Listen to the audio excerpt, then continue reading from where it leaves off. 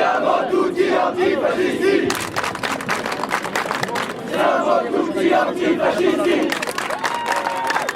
Sur l'état d'urgence permanent que le gouvernement essaie d'instaurer, évidemment, avant la mise en place d'un mouvement social qui se dessine et qui peut se révéler de grande ampleur.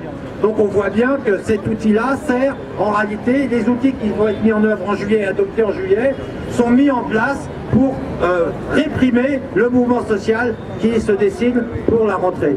En vérité, comme François Hollande l'avait révélé aux journalistes Gérard Davet et Francis Lhomme, la mise en place de l'état d'urgence a d'abord servi à réprimer puis empêcher la mobilisation des militants écologistes durant la COP21. On a vu ensuite, durant toutes les manifestations contre la loi travail l'an dernier, comment ces dispositifs de l'état d'urgence ont permis une gestion extraordinairement brutale des forces de l'ordre, comment cela a permis l'intimidation des manifestants, comment cela a permis la multiplication des blessures graves et des mutilations à vie. Aujourd'hui, ce président et ce gouvernement savent qu'une minorité de Français ont voté pour eux. Une majorité de la population désapprouve leur projet de casse sociale. C'est pourquoi ils ont choisi de passer en force. Et la première loi qu'ils vont faire voter, c'est précisément cette loi d'état d'urgence permanent qui va donner encore plus de pouvoir extraordinaire aux policiers, aux gendarmes et aux juges. Une loi qui va légaliser les abus des forces de l'ordre et légaliser leur impunité.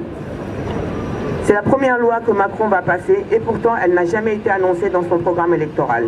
Et effectivement, on nous dit cet état d'urgence c'est contre le terrorisme. Mais on voit bien qu'aujourd'hui le terrorisme, on va pas l'abattre avec un état d'urgence. C'est bien en arrêtant toutes les interventions impérialistes en Syrie, en Afrique, en supprimant tous ces vestiges de l'état colonial qu'on va réussir à supprimer ce terrorisme.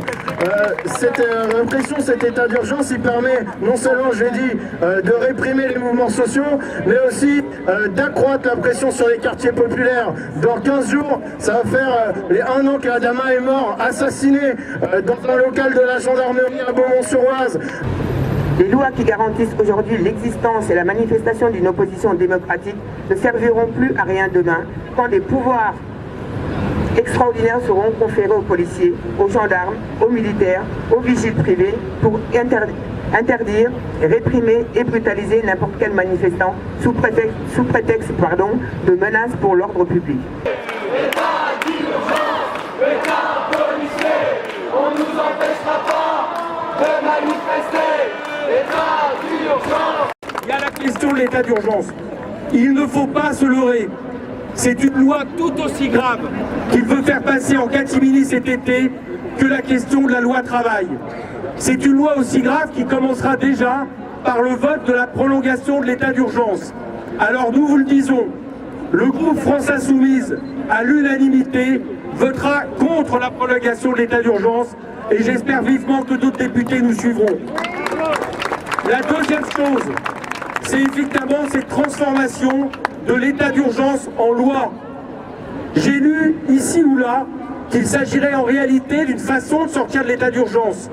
C'est faux. C'est une transformation d'un état d'exception dans lequel le pouvoir judiciaire cède le pas au pouvoir exécutif en un état permanent. C'est donc un déséquilibre total de l'état de droit. Anticapitaliste.